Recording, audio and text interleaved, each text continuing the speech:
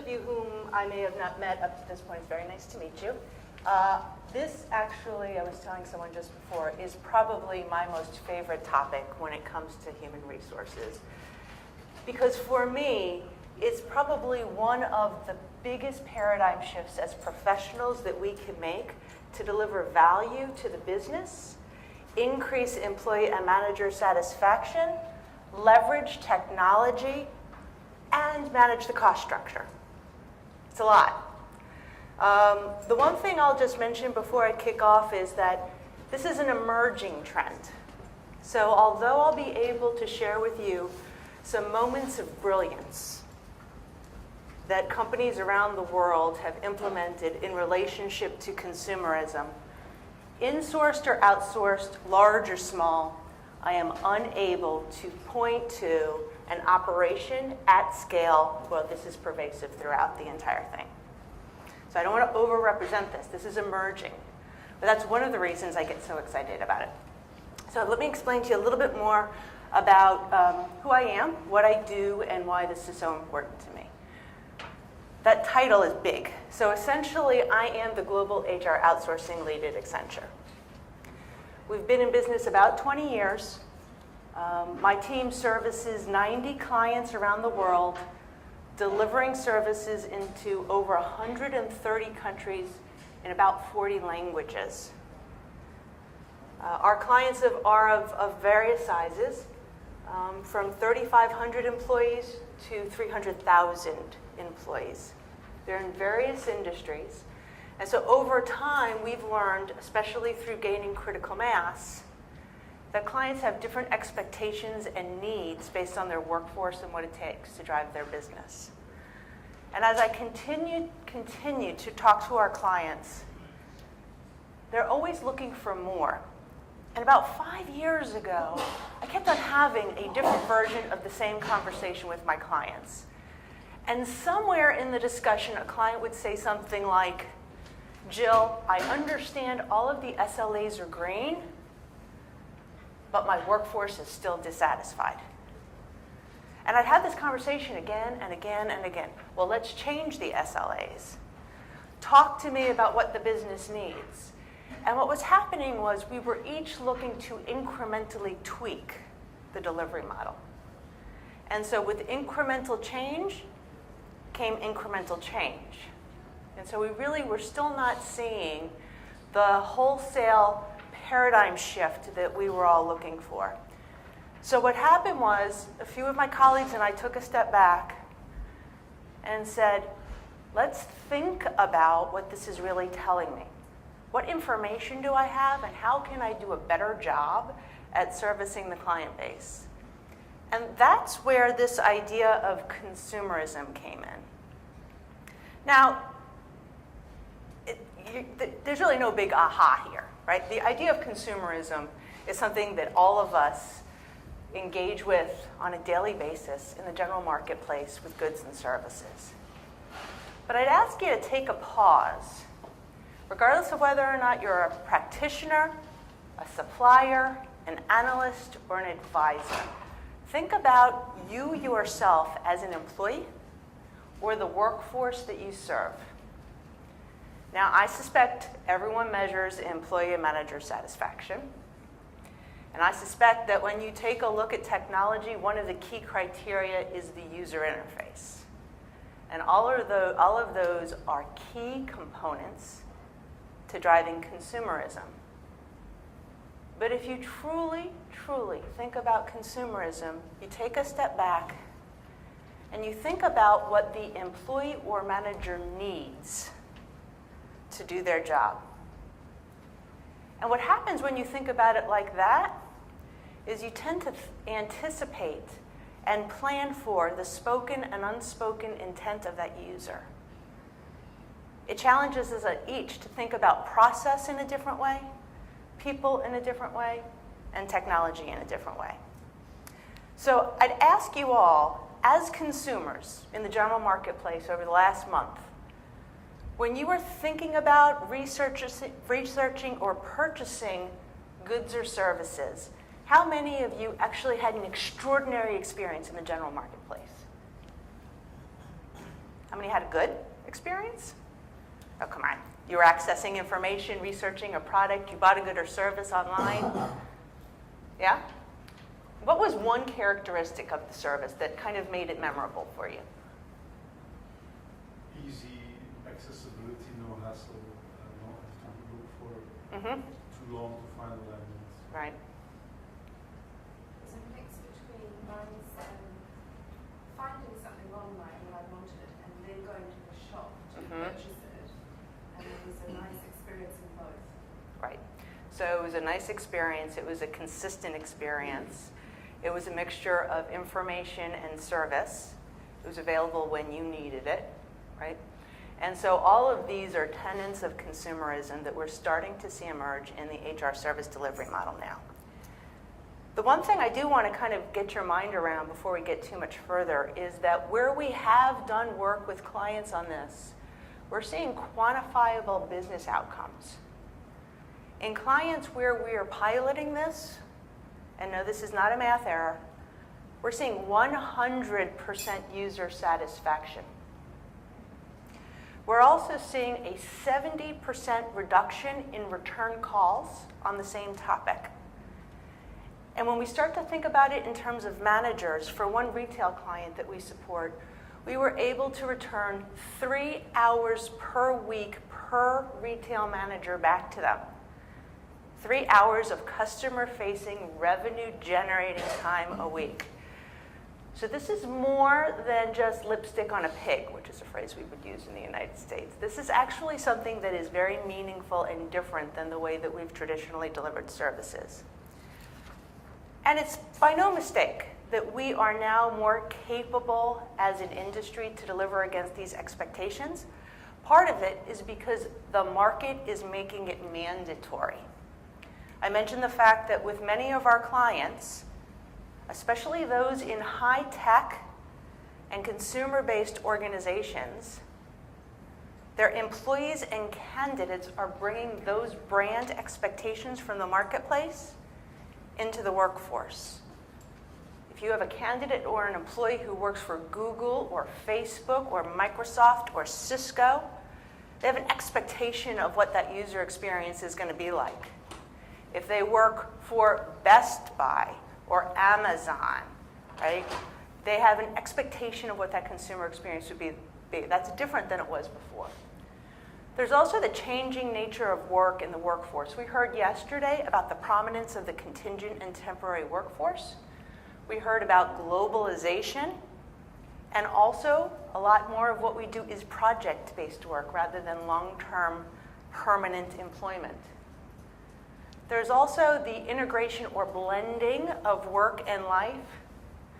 This happens, quite frankly, just by nature of the fact that we're on 24/7. And then all of this is compounded by the fact that we as consumers in the general marketplace expect access to information anytime, anywhere that's intuitive, that's almost personalized to us. It's very different.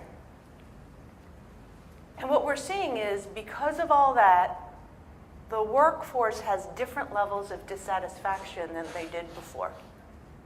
So we're hearing things from managers that maybe we may have not heard about 5, 10, 15 years ago. I'm just kind of curious, are you as practitioners hearing different things from your workforce about their expectations? I mean, there are the general things, right, about bring your own device to work, right? There's also the ability to access 24/7. The search engine on the portal isn't fast enough, right? Those are all different expectations the workforce is now bringing in. There's also more of an expectation around high-touch services, right? I tend to cringe a little bit when we get a little obsessed with technology, right? This is not a hammer looking for a nail. Technology is an enabler of the experience.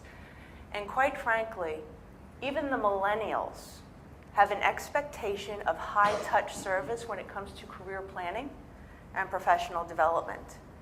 So what we need to do as we think about going forward is to use high-tech appropriately, and then use some of those savings to invest appropriately in high-touch services.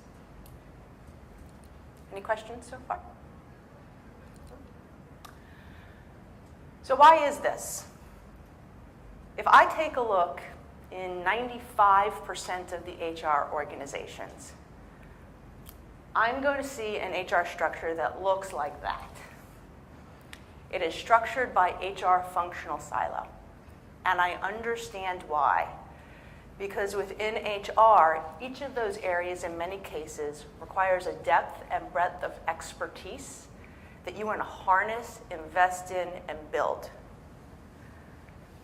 I think where most organizations probably have an opportunity is that most organizations today deliver service that same way.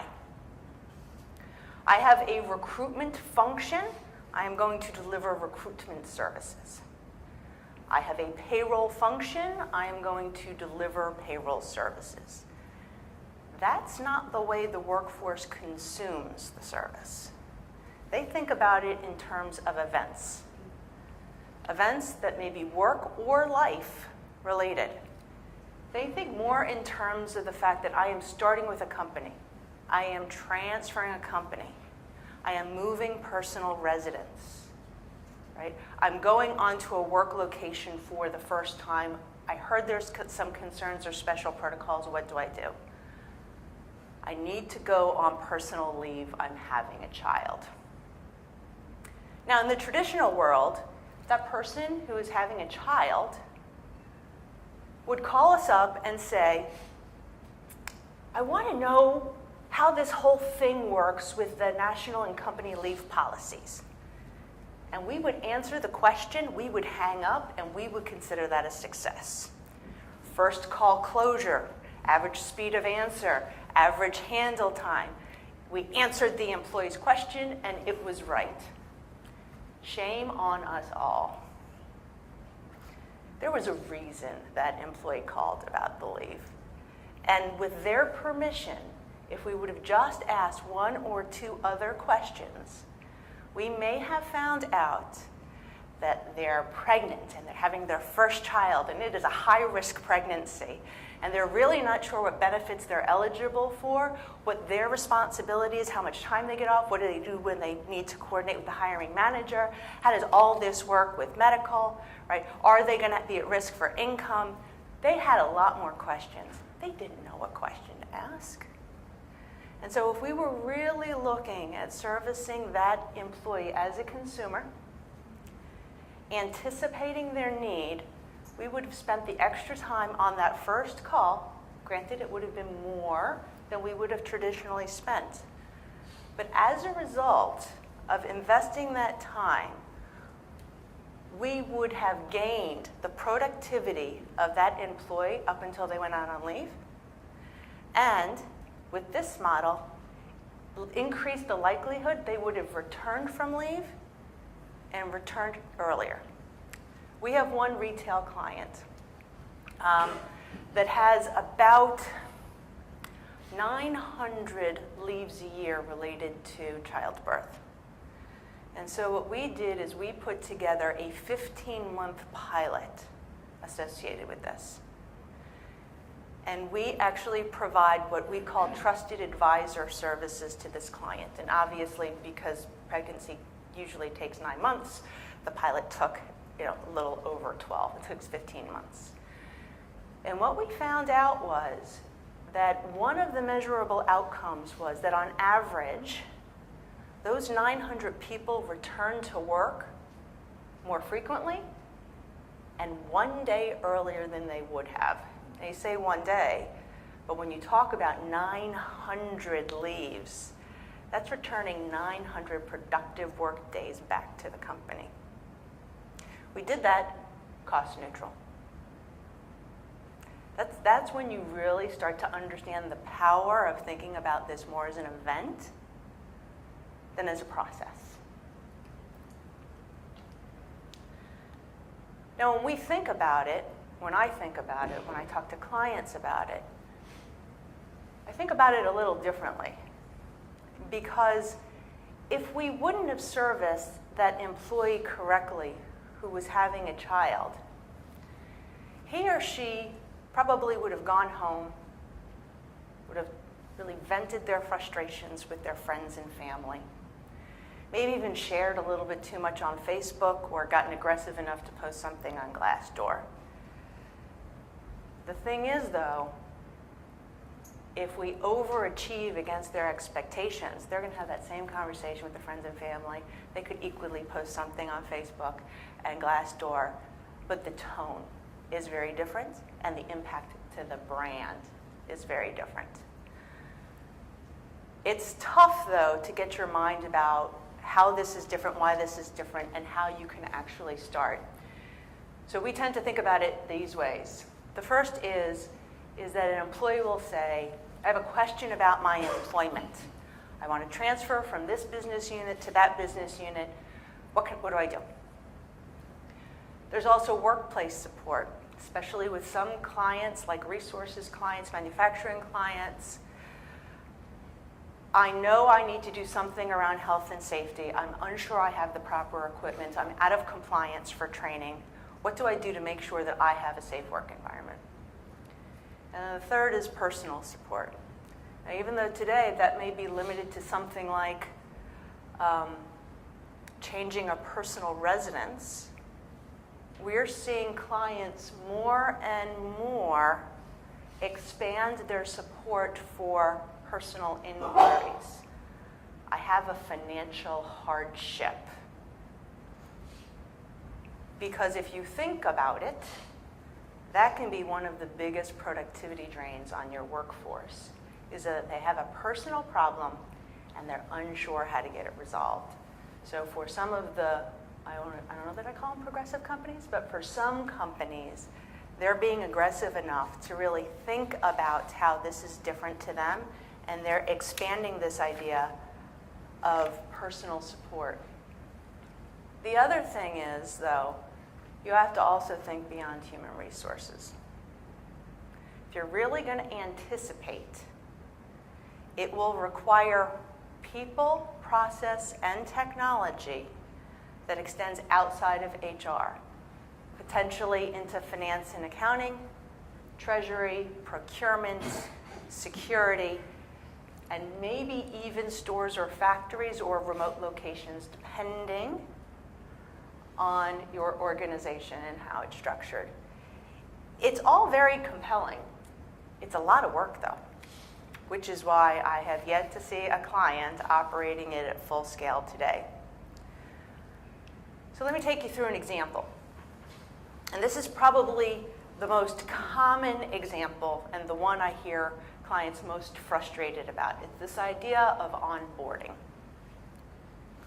In today's world, most of the time, a new hire shows up day one, and they are either literally reviewing paperwork or virtually reviewing agreements, acknowledging their receipt, acknowledging their understanding, going to a workstation and realizing there's nothing there for them.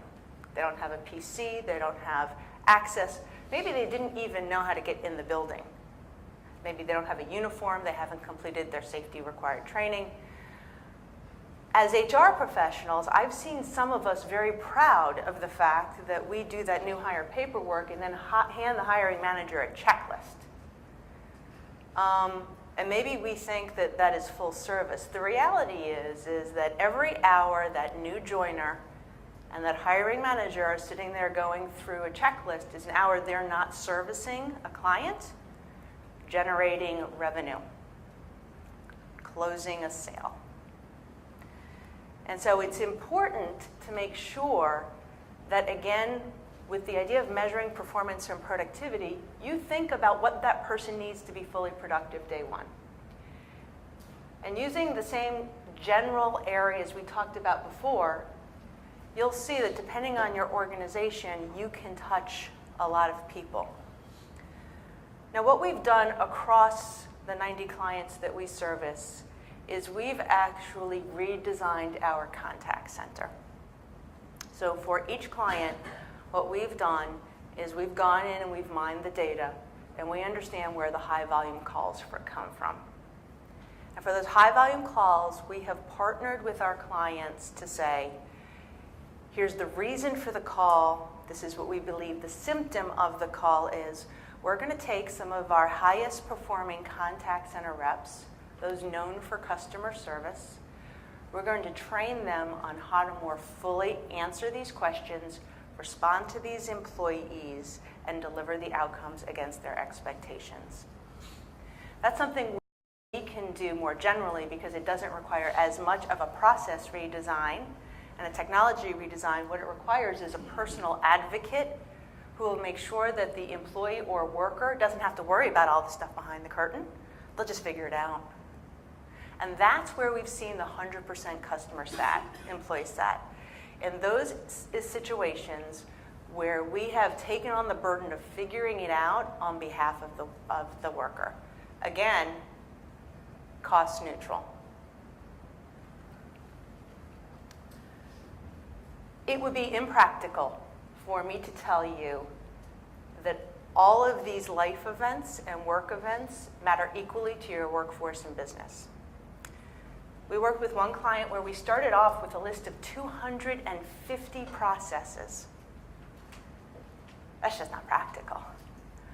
But what we did is we went and we actually said, what would make any of those 250 processes important to your business and workforce? And we went through a very simple, it really was, it wasn't over-engineered, a very simple filtering process, where for those 250 processes we said, is it an acknowledged pain point by the business today? Is it a high volume transaction? Does it require the involvement of the manager? Is it required to be done during the workday? Is there technology available today that will enable it? After we actually applied those filters to the 250 processes, we were able to prioritize 10. Even 10, quite frankly, is a lot. So we encourage clients to start with 5. And I will tell you that with all the clients that I've ever spoken to, there tends to be 3 that are consistent. Onboarding, offboarding, and transfers. And so as you think about if or how this makes sense, how you can pilot it within your organization, I encourage you, it doesn't really take a long time. The biggest time is probably finding the list of all the processes within your organization. But then doing a quick filtering, figuring out which ones would be most impactful to your organization, and then just trying it. That typically tends to be the most effective way to do it. And when you start to deliver those business outcomes, you'll see that you will get support from the business in a way that you haven't before. The other thing I would say is that when I say integrated architecture, what I don't want you to do is interpret this to mean that technology is the way this happens. I'll go back to the fact that technology is an enabler for how this happens. You can really do it all people processes, like I talked about with the trusted advisor. It could be very people heavy. That may not be the right answer for your brand. High-tech brands, probably not. We've seen some of our clients appoint VP of employee experience roles within their organization. And what they do very thoughtfully is go through and do an access channel evaluation. How do employees and managers want to consume these services? And then how are we currently offering these services today, and what does the roadmap look like?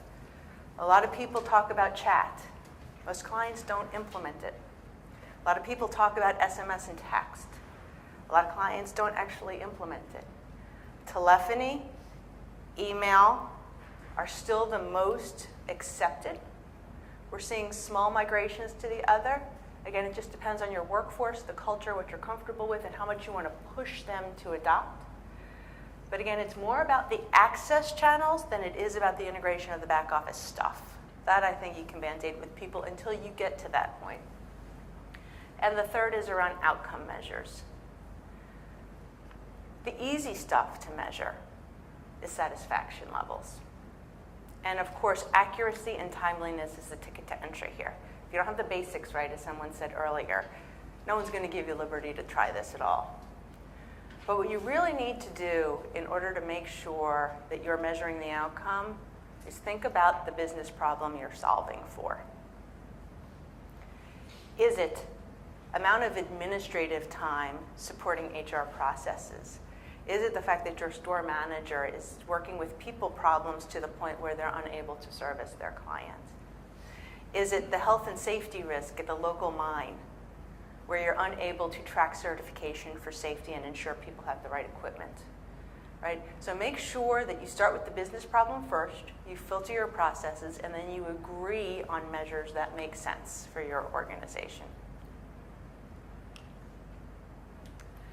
And so again, I'll just mention that we have yet to see a client go full on this. There are some organizations that have actually decided that the best way to test this out is to pick something that is contained within human resources. And that actually could vary based on the way that your HR organization is structured today. So is there an event that is contained within human resources that you have more control over and you can do a quicker process re-engineer? Or is it like we did with our clients with implementing this idea of a trusted advisor, where it's that initial workforce interface that you're focused on first, just to make sure that your workforce gets additional support in the short term. But either way, I'll just mention again that it's very important to measure the outcomes, because otherwise it just feels different, right? And that's hard to quantify, it's hard to celebrate, and it's quite frankly hard to get support to do the harder things. So make sure that there's always a metric. So I will close, but more so that I could make sure that I answer any questions. This is only as powerful as it is applicable to you. So I want to stop and ask, are there any questions? Have you yourselves within your organization talked about this? Have you piloted it? Is there anything I can learn from you on? Any thoughts? Come on. Yes? So I recently transitioned as part of the divestiture Mm-hmm. from a global organisation who outsourced HR support, and I was heavily involved in that. And they had before employed HR service centres globally. And my role was to liaise from a company perspective with what was the number in that outsourced provider. So I think a lot of what we talked about the SLAs, the metrics, etc., absolutely applicable. We were always pushing to go that extra step in terms of, okay, the metrics are all great, what's happening behind the scenes? And a lot of what I was working on was the continuous improvement stuff and the small changes, and always thinking about it from the consumer's perspective and the employee's perspective, and being an employee advocate. Whereas quite often I felt that the outsourced provider didn't have the same perspective, and I was the one who was kind of promoting the employee perspective. So it's interesting. Yeah, I mean, the one thing I would mention, so it's publicly known that one of our premier outsourcing clients is a company called Unilever. For those who were in the session before, the one that just announced that they're deploying Workday globally. And we went through a renewal with them about 3 years ago, and this renewal was the best thing that we could have done for our relationship. Because what we did was, for the first time, of course, we included SLAs. Of course we did, right? Because that's a contractual commercial mechanism. But more importantly was we defined some shared key output metrics. So what we did is we said employee and manager satisfaction is a shared measure of success. Accenture, in order for us to feel like you've partnered appropriately on this, we want at least 5 ideas about continuous improvement or innovation a year about things we could do differently as Unilever. Because we know that this is a shared accountability, and we know that sometimes we, as the client, can get in our own way. Another example was I was working with this retail client, and they wanted to know how they could make this event of having a child a little bit more consumer friendly. So we went through and did some value streaming on their process and found out that there was a requirement that if we asked for medical certification 3 times and got no medical response, that we were to terminate this employee's employment. That was poor policy. Not a big satisfier. Really not helpful when you're trying to talk about engaging someone and making sure that they feel a part of a bigger family as they're off on leave. And so that was something we brought to the client's attention. Their legal department would not let them change the process. That's okay. It's just an acknowledged fault that we have to figure out how or if we can work around to make sure that, again, the consumer experience is fully enabled. Yeah. And by the way, 5 years ago, some of our clients could have said that about Accenture. I think the difference, at least what I hope the difference is that we've been listening. Any other? By the way, what I'm talking about applies equally in shared services organizations. It really does. It applies equally. I just have the aggregate experience of 90 clients. So I have a little bit more of a sample size than many people do. Are you guys seeing this demand in your workforce today? We've been trying to work on customizing work experiences. Mm-hmm. Because we see that we have about 1,600 people in our company. It's about 250 different functions and roles, and high diversity, and people want to be treated differently. I'm a person, I want to be Yes. treated differently. And we've been working on shared services and on reducing the high touch and personal contact in the past. So now we've been working on that. But there's some contradictions in what we see. Is that first of all, you need the manager going along with the story, because you can build whatever service offering, event-based, life cycle-based. It's the leader, it's the manager who is the first contact of any employee in our company that's like this. So if he doesn't go along, and that's quite a challenge, we have a problem. So this entire, for us, this entire consumerization or customization must be based on totally different people vision, people strategy, in which all employees, leaders, and the HR services have to go along. It has to be consistent, that story. It cannot be that the leader says, you have a question, I don't want to be bothered with that, go to the HR. That's not accountability, right? Yeah, so it's a very complex thing.